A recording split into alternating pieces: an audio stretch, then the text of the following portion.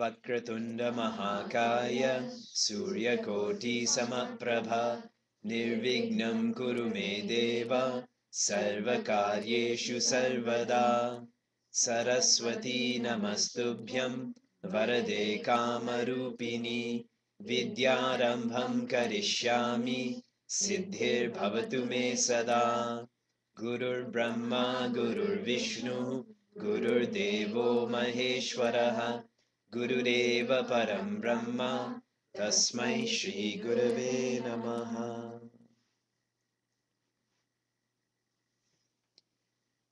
There's a great animated movie called Kung Fu Panda, which many of you would have watched, and I recently wrote some thoughts on it.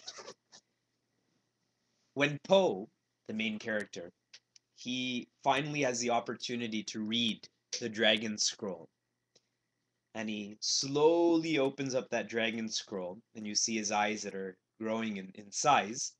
And when the Dragon Scroll is completely open, what does he do? He screams.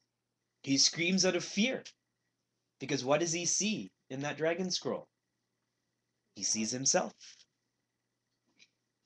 That is the end of this satsang.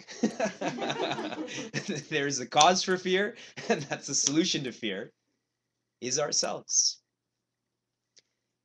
On a side note about this movie, Kung Fu Panda, when I had sent out these thoughts, one of our young adults that we know, one of our chicks, she works at DreamWorks. So she forwarded these thoughts to the director of Kung Fu Panda. And she let me know that. So I emailed her back saying, because they're writing Kung Fu Panda 3 right now, that if they need help with the script, sign me up. You and I are all busy, from the youngest person here to the oldest person here, from whatever gender we're part of. Everyone is busy.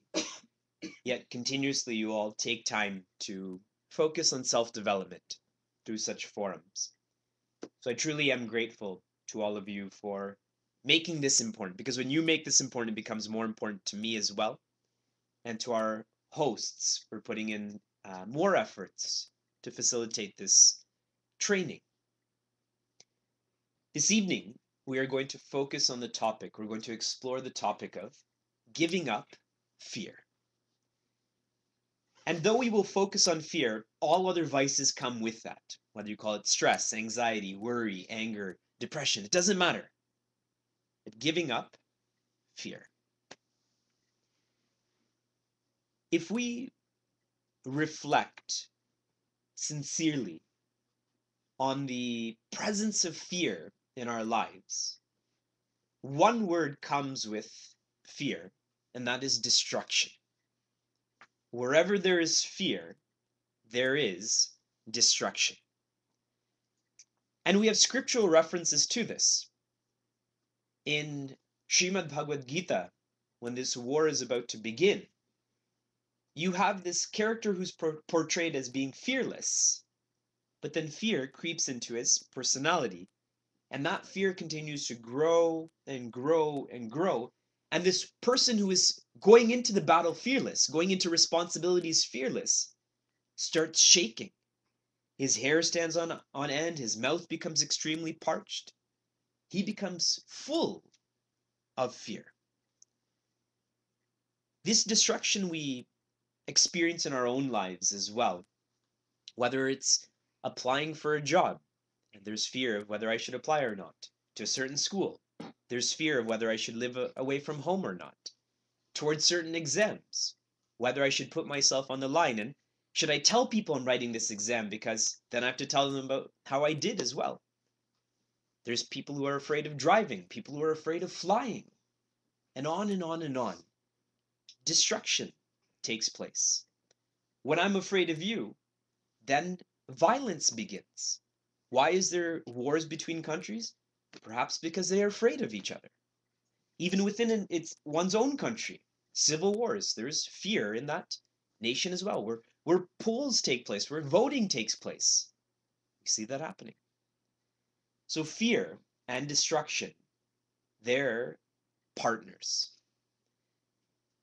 Fear limits us as well. In Niagara Falls, we have a lot of haunted houses, wax museums, and I'm sure many of you have been to these. And at carnivals, they have a completely dark area and there's a small red light that you have to follow. When people go to haunted houses, when people go to wax museums, do you run through there? See how your body becomes that much slower. And it's just empty space. We know it's just empty space. We know those are wax figures.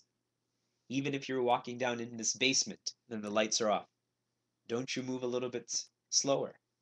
When we drive in areas that we don't know, we drive a little bit slower.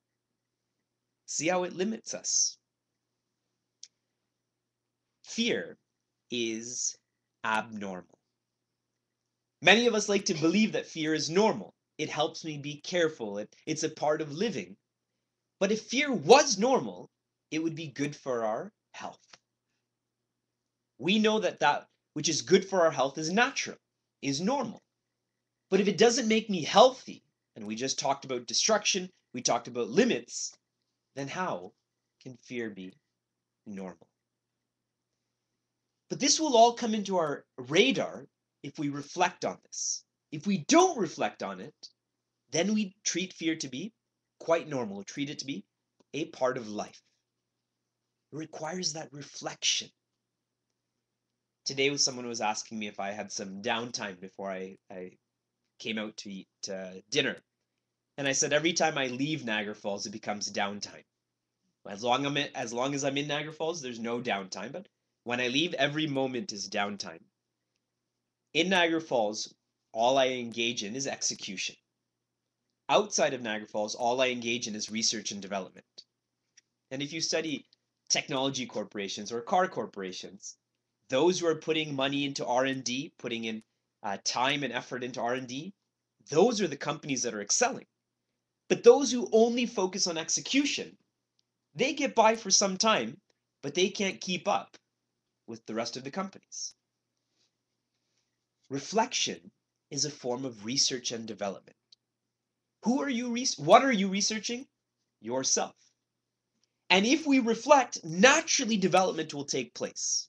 But if I don't do any research, there can't be any development. As we explore this subject of giving up fear, some people may think, but I don't have fear in my life. Maybe it's because we've not reflected on our day-to-day affairs to identify the presence of that fear. And I would say every one of us in this room, everyone who's watching online, we all have fear. It's expressed in different ways. The cause is different. We react to it differently. But we all have our own fears.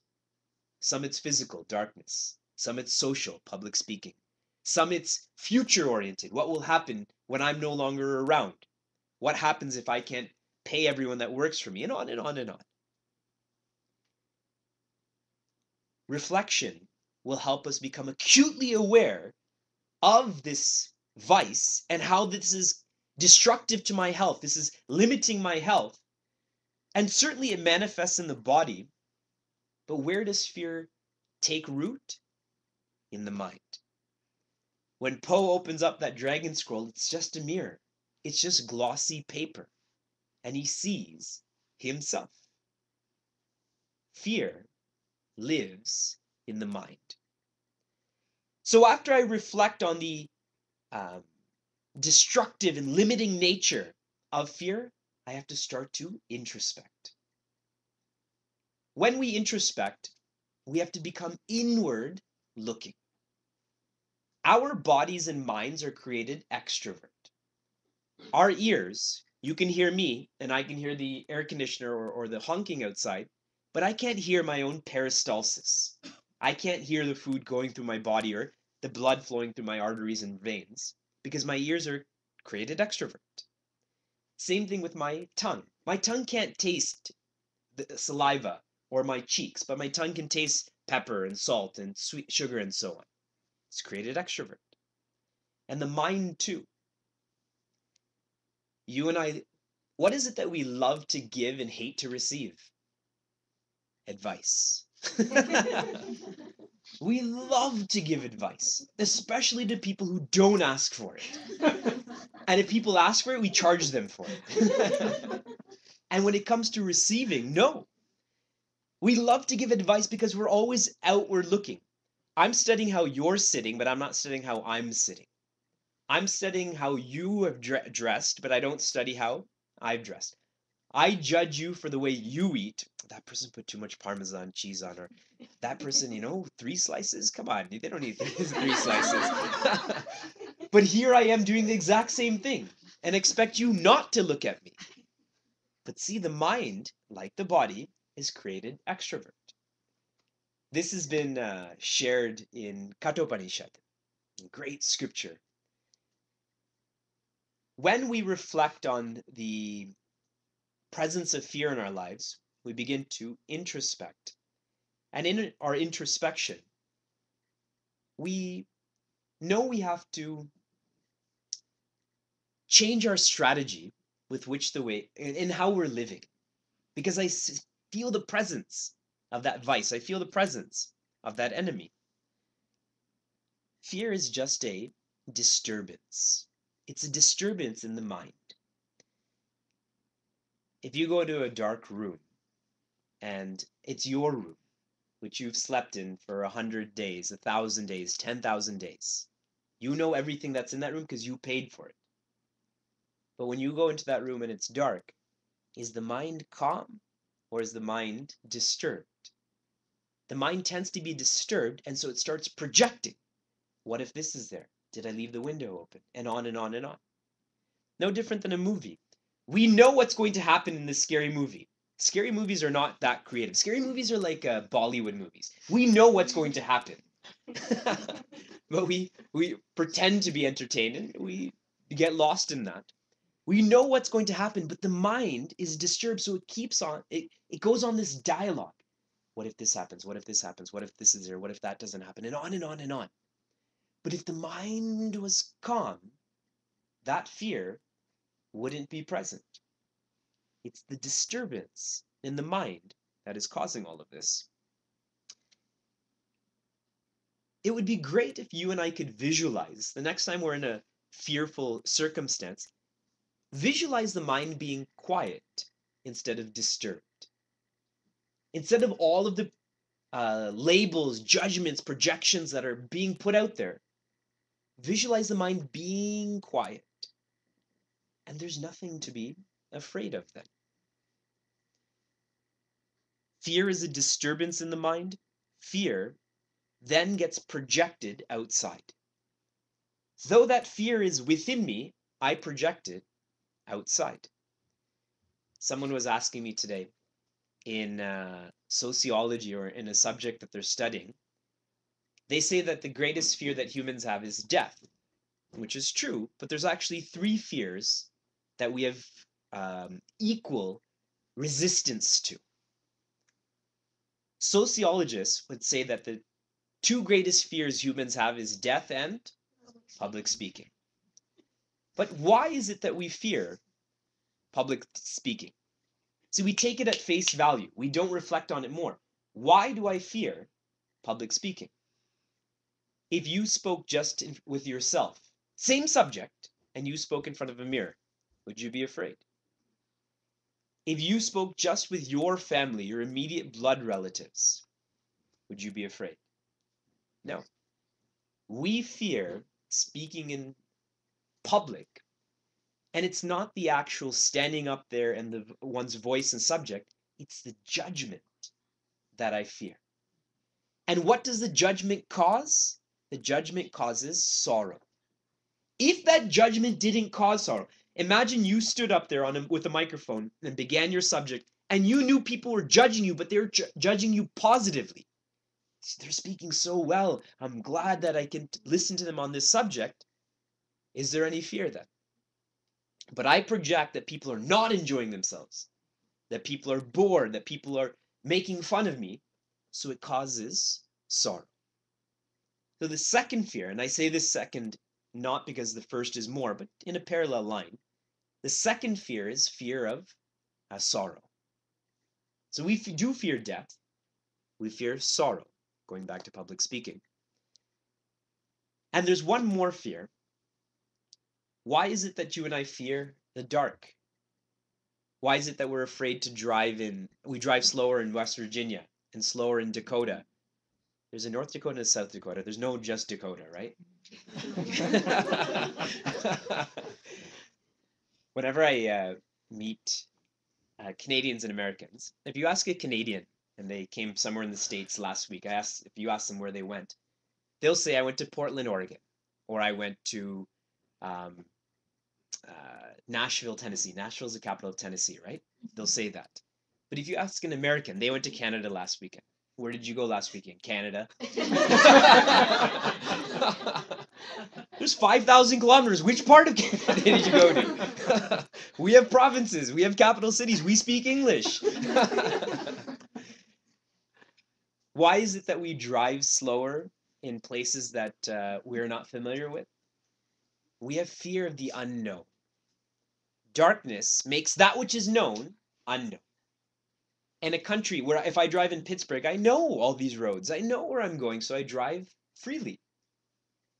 So fear of death, fear of the unknown, and fear of sorrow, these are our innate fears that everyone has. And what's cool about this, it means that we're all on the same team. Why push each other down when we're all on the same team?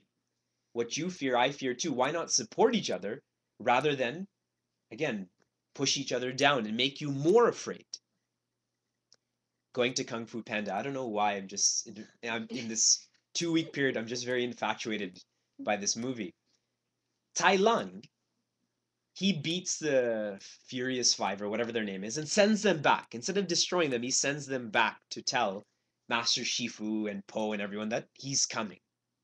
And why he does this is to instill fear in all of them. See, he trained under the same master too.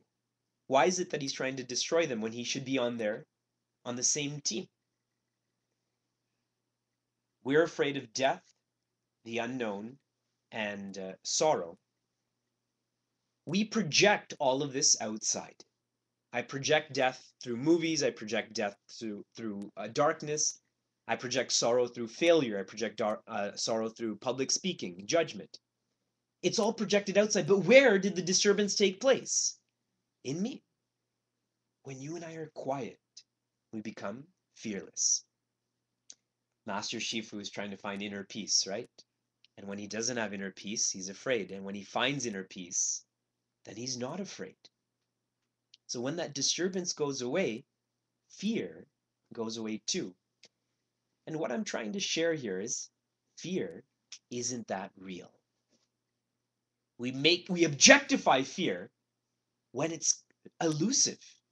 It's not real. So rewinding, the subject we're exploring is giving up fear. We will only give up fear if I know what it's doing to me. If I don't know what it's doing to me, I will not give it up. And we find this with some people. If you ask them, so what kind of person are you? They'll say, I'm an angry person. And they'll smile. Or I'm a jealous person. They'll say, that shows how much I care about my significant other. It shows how much I care about whatever they're jealous about. They glorify that vice. They glorify that enemy. So why would I let go of it? Why would I give it up? When we reflect, we see that fear is destructive. We see that fear limits us. We see that fear is not healthy. Then I start to become inward looking. And in my introvert study, I find that it's a disturbance in the mind. I find that I keep projecting that it's happening outside when it's actually happening inside. And so I have to change. Two major sources of our fear. And I'm highlighting these sources so we put these sources and apply all other sources to this. One is other people. We try to imitate other people, isn't it? When someone else wears a certain type of clothing, then I do too. When someone else speaks in a certain way, I do too. When someone drives in a certain way, I do too. And often that's not who I am. Whether my personality type is not like that, or I'm not capable, or I'm more capable, but I still imitate them. Like we see a lot of TV shows. Do you all watch Modern Family? There's one episode of Modern Family where he goes to Hawaii. The main character goes to Hawaii, and he's trying all of. He's old. He's, I think, his 65th birthday, and he's trying to play all of these sports, and his body just gets too exhausted, and he gets hurt. He's trying to keep up with his grandchildren, so he's imitating when he's not capable of doing that. So we tend to imitate people. We tend to compare ourselves with people, and that causes us a lot of fear. What if I'm not this kind of parent? I see someone, a parenting style like this. What if I'm not like that kind of parent? What if someone goes to this school, but I go to this school? What if someone makes the varsity team and I play in the intramural team? See all of this fear mongering. And we do it to ourselves. No one asked us to imitate anyone. No one asked us to compare each other, but we do this. Gautam Buddha has shared 2/3 of our problems are self-created. In this Yoga Shastra and the scripture on the health that comes with yoga, it says 90% of our illnesses are preventable. 90%. But we do this to ourselves, and this imitating, comparing, judging is a great way we hurt ourselves and hurt others. That is a adharmic way to live. Dharma is to live responsibly. Who's responsible? Who responsibilities? Yours. Your responsibilities are your responsibilities, not someone else's. But when I try to do someone else's responsibilities or give up my responsibilities, in Srimad Bhagavad Gita it's called paradharma. And paradharma leads to bhaya, leads to that fear.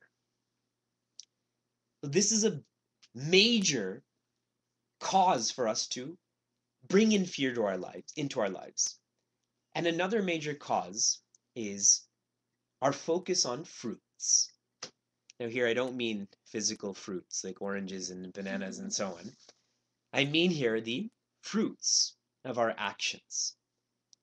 In a simple English word, expectations.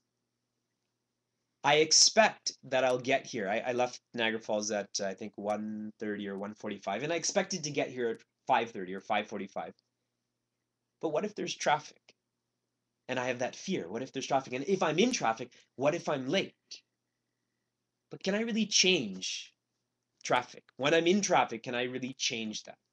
No. Today, some of us were talking about the weather. And this Sunday is supposed to be like 70 degrees Fahrenheit. And suppose it snows the next day, on Monday. Right? Mondays it tends to snow. Even though it doesn't, we project. We project that it will snow on Monday. And we have this fear. What if it snows on Mondays? What if it does? What can we do about that? We get lost in our expectations, and it's always future oriented. What if, what if, what if? These two letters, imitation and fruits. If we think about why we have fear in our lives, think about the word if. Imitation, fruits. This is what's happening. But we want to know, what are we supposed to do? How do we walk away from fear? How do we give it up? And I like the usage of this word, give up. We, in Sanatana Dharma, in Hinduism, have many teachings that revolve around renunciation, around sannyasa. And whenever we think of renunciation or sannyasa, we only think of clothing. We only think of family. We have these very distinct and objective forms of renunciation, and that's what we're afraid of.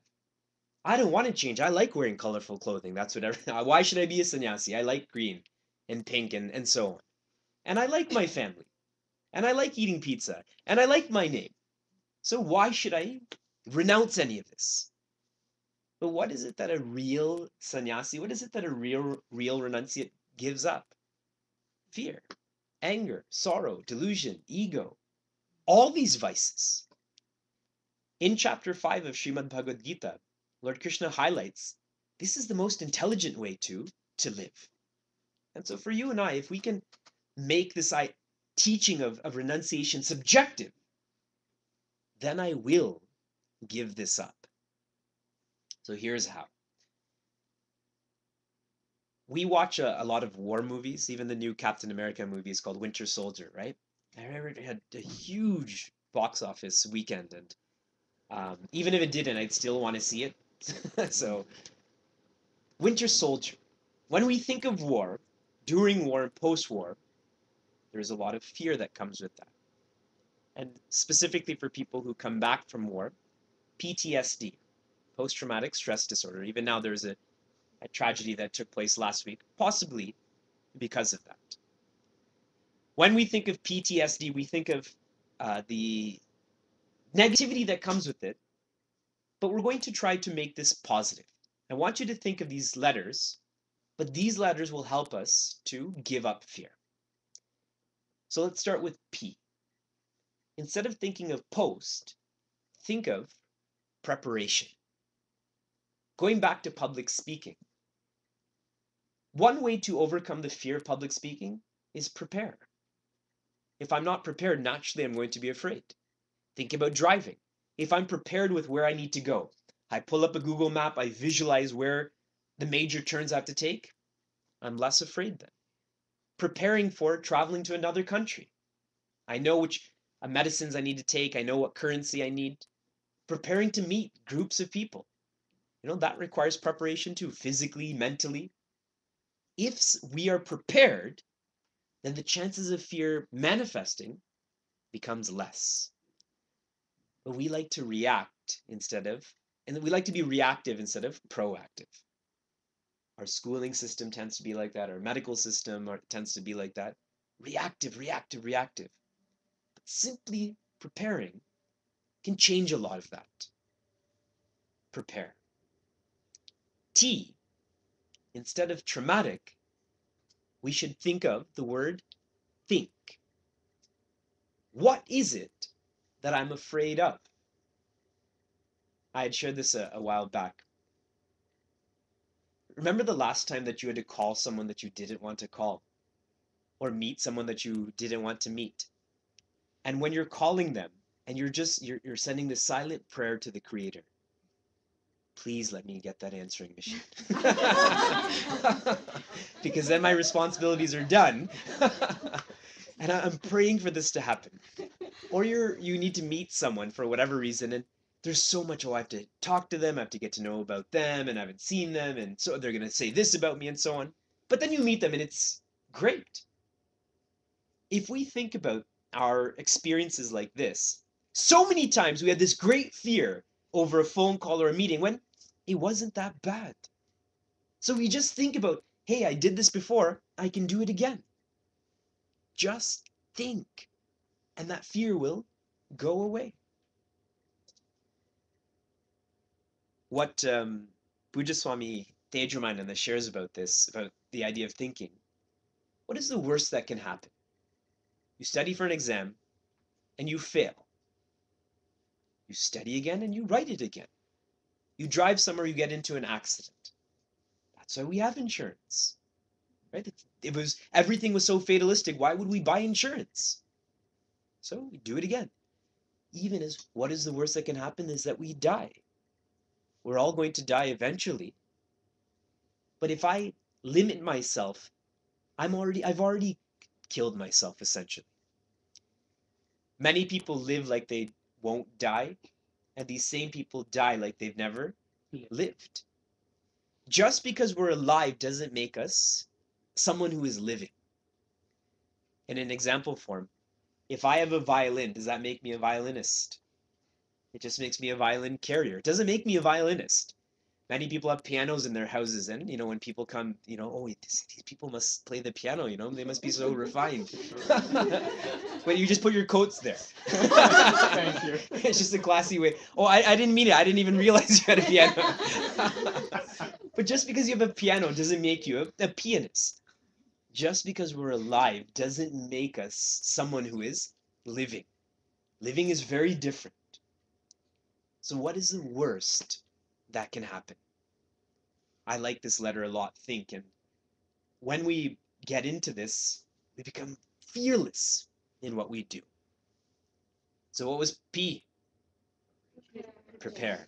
What was T? Think.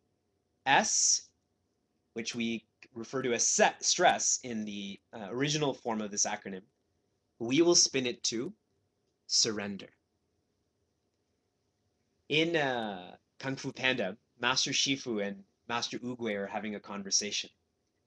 And Master Oogway tells Master Shifu, you need to let go of this illusion of control. And Master Shifu says, but I am in control. And he digs up this hole and he puts a peach seed in there. And Master Oogway says, but you don't control whether this will be an apple seed or a mango seed. It will be a peach seed. And going on, you don't control when this will grow. You don't control the sun or the rain or whether that seed is fertile or not. We get lost in this illusion of control. Like traffic again. I have this control complex that my GPS says 3 hours and 38 minutes, and it's going to be 3 hours and 38 minutes. Right? That's the illusion of control. We have this illusion of control with our children as well.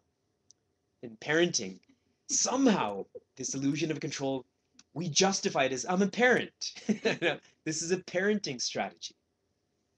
But as a child becomes a youth and a youth becomes a young adult, I hope parents are realizing how little control actually manifests, especially in high school. High school is a reality check for both parties. I heard a joke recently that said, by the time, I'll just use the male gender here, by the time a father realizes what it means to be, by the time a father realizes what his father was teaching him, his son is already disobeying him. Right? So, surrender. Taking this to a Vedantic perspective, in chapter 5 of Srimad Bhagavad Gita, Lord Krishna says, give up deservership. Give up this idea of you will only be happy with the fruits that come. So he's teaching Arjuna, enjoy what you're doing and not what will come with what you're doing. So let go of deservership. And see how practical this is. Every one of us, let's say, wants a certain, suppose the iPhone 6 is coming out. And every one of us wants this, but at the local Best Buy, they only have 10 of them. So we all project that only if I have this phone, I'll be happy. But only 10 people in this room supposedly are going to get that. See how the fruits are limited, but the people desiring the fruits are unlimited. If you match these models, there's only going to be sorrow because my desires are unlimited. But if we change it to, I will be complete by enjoying what I do, that's not limited. Every one of us can enjoy what we do and it won't take away from the next person. Each person has unlimited opportunities to enjoy. So Arjuna, let go of deservership. In other words, focus on your actions. But as you're doing this, I want you to be more thoughtful, be more reflective. Are you really the reason why you are doing this? Did you give life to yourself? What about your parents? What about your teachers? What about Mother Nature? So are you really the one who is doing? So he's intensifying the message and saying, now don't just let go of deservership, let go of doership as well. In other words, let go of this illusion of control. You are an instrument. Just like all of these light bulbs are instruments for electricity, you and I are all instruments for the Creator to play, to engage in this lila. Prepare, think, surrender. And the last, which is D, is divinize. If we can divinize our lives, what goes away is separation. Fear can only be of that which is different from me. Are you afraid of yourself? Are you afraid of your hand hitting you? Are you afraid of your teeth biting you? Are you afraid of speaking in front of yourself? Are you afraid of looking at yourself in the mirror? We are not afraid of ourselves because we are this oneness. But even if it's your closest family member, as soon as their presence is felt, there is some sort of separation. You have to act differently, you have to speak differently, you have to dress differently, you have to look differently. We only fear that which is different. And this is sad. Uh, it's expressed in forms like racism. Did anyone in this room choose their skin color? We can modify it slightly, but fundamentally, nobody in this room chose their skin color. Did anyone in this room choose their gender? We can modify that too slightly, but no one chose their gender either. Did anyone choose where they were born? This you definitely cannot modify. You can move, but not where you were born. See how we judge or we focus on the differences of skin color, of gender, of birth place. And because I focus on the difference, I'm afraid. Racism, sexism, fanaticism, Canadians, Americans. But if we focus on what is unifying, if we go to skin color, we don't have black and brown and white, we just have a skin color, just pigment, skin pigment. If we go to genders, we just have human beings, not males and females. If we go to nationalities, we have North Americans. Then what is there to be afraid of? There's nothing. Advaita Abhayam. Only in oneness, only in non-duality is there fearlessness. But in duality, in two-ness and separation, there is fear. Give up fear. How? Reflect of what it's doing to us. If we don't, we'll just keep on doing it.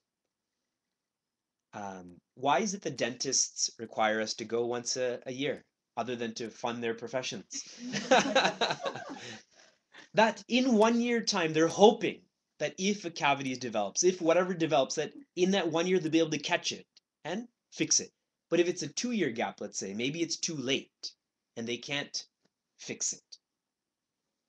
But we have to be aware of what this fear is doing to us today. And this could be a RAD for all of you. A RAD is a reflection assignment of the day. For the next 24 hours, beginning when I finish the question and reflection period, start to identify the presence of fear in your life. And I'll start it off for you.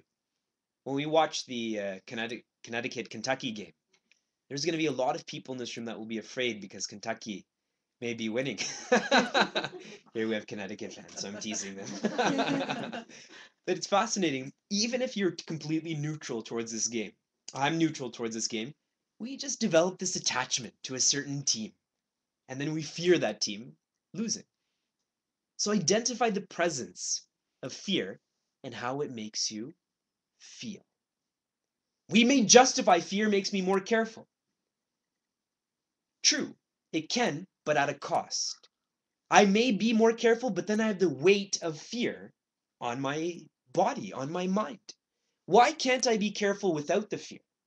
We call that being aware, paying attention, being mindful. Same result, but without the negativity.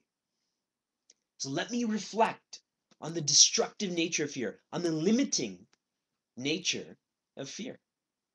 Every time we say, I can't do it, is it really that you can't do it? Or you're simply afraid that you can't do it? If you're in a certain program, suppose you're in a gifted program or a STEM program or an IB program, and you went from an ordinary program to this specialized program, and all of a sudden your marks came down and you're feeling a lot of stress, etc., etc. But there's some classes that you're doing well in, and other classes you're not doing so well in. You've shown to yourself that you can do this. So every time you say you can't do it, that's not true. You're afraid of being able to do that when you actually can. And taking this to an even more fundamental level, in Spider-Man, the movie Spider-Man, there's a famous quote, with great power comes great responsibility. Who here wants more responsibilities in their in their lives? Nobody wants more responsibilities. But if we don't have more responsibilities, what also won't come? Potential. It's like someone who runs a 10K and they can do more. They can run 15, 20, 30K, but they only have plateaued at 10 and they say I can't do it. But really it's I'm afraid of doing this. But take that too. See tomorrow the presence of this. When I become acutely aware of this, I will begin to introspect more and find that it's just when my mind is disturbed. When my mind is quiet, there's no fear. And the best example of that, when is it that you're least afraid? Sleep. Because there's no disturbance in the mind. And right as you're about to go to sleep, you could be so afraid, but as you're about to go to sleep, that fear is gone too. But when the mind is most disturbed, most afraid, most calm, least fear. For those who do intense spiritual practices, those who do sadhana, nothing can touch you when you're in that experience, whether it be contemplation or japa, nothing, because the mind is so quiet. The most powerful 9-letter word is knowledge. Puja Swami Vivekananda came to the West, came to America with 0. Many of us are immigrants to this country too, but we still came with someone we knew. $100, a suitcase, an address, a phone number. He came with 0, other than knowledge. And that's why he came fearlessly. So for us, this disturbance causes this fear, and this disturbance gets projected outwards. We become very blame oriented. It's your fault. It's the government's fault. It's the TV's fault. It's a reporter's fault. It's the economy's fault. It's my parents' fault. They didn't teach me this. They raised me like this. Whatever it may be. Is it really their fault, or is it that you're just afraid and you're finding a reason not to overcome that fear? See, that's the easy way to come out. This is a disturbance. This gets projected. Fear is unhealthy physically. Fear is unhealthy mentally. People who are always afraid, they have higher blood pressures because they're just uneasy all the time, right? When we're afraid, we become unnatural. And mentally, I start to project or think that you're saying things about me that you've never said. I start to believe that things are going to happen to me that have never happened and will never happen, but this may happen to me. Like in the movie, was it Rain Man? Where Dustin Hoffman didn't want to fly on that plane. When actually driving is way less safe than being on a plane is. But I keep having that fear and I think everything is the cause for that then. And 2 major reasons for this, imitation and fruits. The only person you should imitate is yourself. You have the best name in the world and you have the best form in the world. Everyone in the room does. So why is it that I want your name or your form? Yours is the best. It was given to you for a reason. Why did your parents come up with that name? For a reason. And why was this form given to you? By the original parent. So why imitate? Why compare? When we judge others, it doesn't define them, it defines us. And fruits, expectations, anxiety, worry, future. Enjoy now. Going back to the movie, what Master Ugwe says, what was, and what will be, will be. What is there to be afraid of? Pujaswami Tejamananda shares, in life, either you get what you expected, so you should have been ready for this, so why are you crying? Or you get what you didn't expect, in which case you couldn't have prepared for it. So why are you crying? crying? Now spin that towards fear. If you know this is going to happen, prepare. Don't be afraid. If you didn't expect it, you couldn't have done anything, so why be afraid? And then we took up this acronym, PTSD. What is P? Prepare. T? Think. Surrender. Divinize. 4 verbs. We like to do stuff, so that's why we enjoy using verbs. So prepare. In many homes, morning time is a fearful time. Of who's gonna drive, what are we gonna eat, where are we gonna go, did you sign this, do you know you have to do this today? Lot of fear, especially for people who don't live in that house. It's even more, not me, I'm used to all of this. But if one is prepared, suppose you signed everything that needed to be signed and you cooked everything that needed to be cooked, etc., then that morning is less intimidating, isn't it? So prepare. T, think. The youngest person in this room may be 10 years old, and the oldest, I'm not going to put a label there because you'll be offended. But we're doing okay, aren't we? Whether 10 or 100, all of us are doing all right. Those times when we thought we can't take it anymore, we're not going to be able to survive. But here we are. We just had dinner, we're enjoying development, we'll watch some television afterwards, we'll drive home safely to our homes and sleep well, and then be afraid in the morning. What is the worst that can happen? And whatever that is, it probably won't happen. So think. How many times did you have exams and you said, oh, I'm going to fail, I'm going to fail, and then you came back with the 90s, 95s. But during that whole period, you didn't enjoy yourself at all. When if I studied, I prepared, and now it's done, I'm thinking about it, and it's done, enjoy. If you get a 90, you had all of that happiness and a 90. If you got a 60, you had all of that happiness, and now you have a 60. But why miss out on that happiness? So think. S, surrender. Surrender deservership. What is it that we really deserve? Someone had shared with me, if we all got what we deserved, we'd all be miserable. Thankfully, we don't get what we deserve. Let go of this idea of deservership. And the only way that will happen is if we begin to enjoy what we're doing.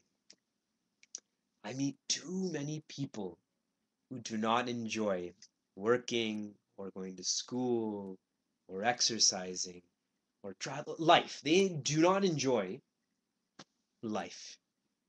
What is the point? What is the point of living? And I'm not saying go to the extreme, I'm saying focus on development. What is the point of living if one is not enjoying? Is it to make money?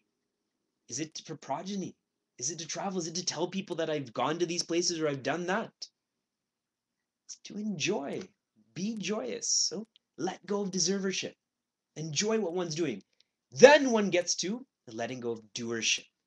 Feeling the constant presence of a divine hand that is guiding me, that's and supporting me as well.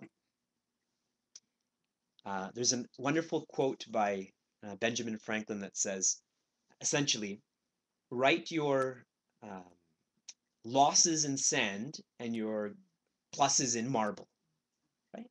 In other words, be grateful for all that we have rather than what we don't have. And what's awesome about this, what we don't have is an endless list. I can go on forever telling you about all the things I don't have. But what I do have is an endless list too. I just have to be aware of what I have. But I only see a few things. I see shoes, or I see a spouse, or I see a car, or whatever. What about clean air and water and freedom and so on and so forth? In the Foundation Vedanta course, we studied first chapter, freedom versus license.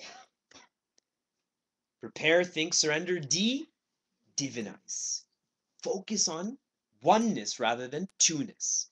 Focus on what unites us, not what separates us. Each one of my fingers is not afraid of the other.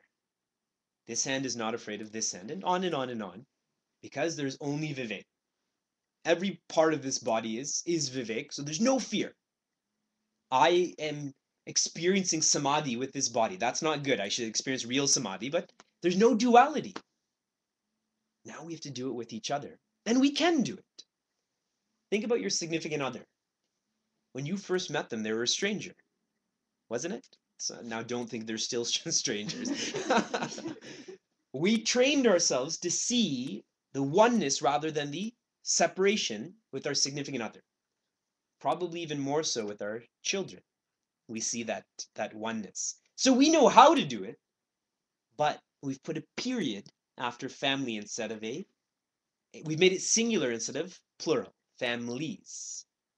And to keep on going like that. This is how we can try to give up fear.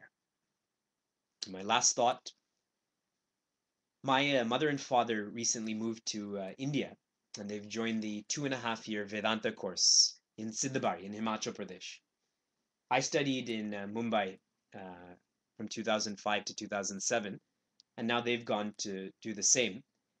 We had a farewell get together for them 2 Thursdays ago.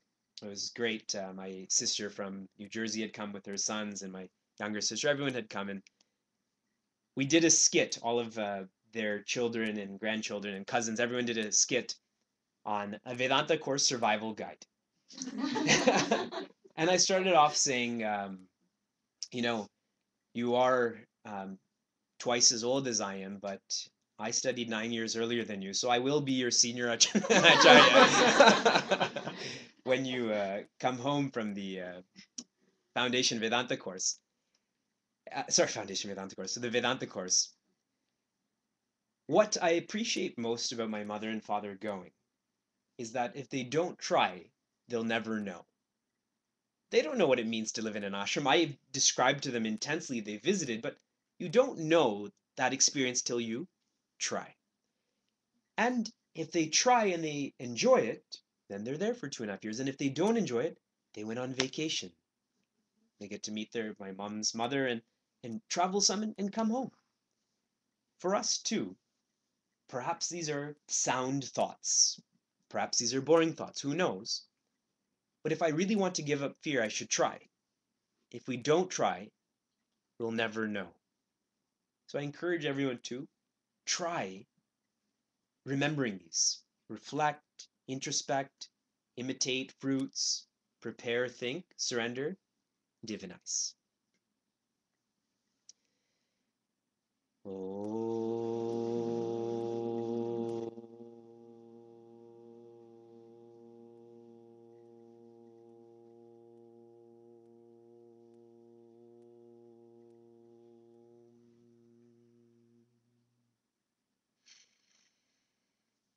Om Sarve Bhavantu Sukhinah Sarve Santu Niramayah Sarve Bhadrani Pashyantu Ma Kaschid Dukkha Bhag Bhavet. Om Shanti Shanti Shanti Harihi Om Shri Gurubhyo Namaha Harihi Om.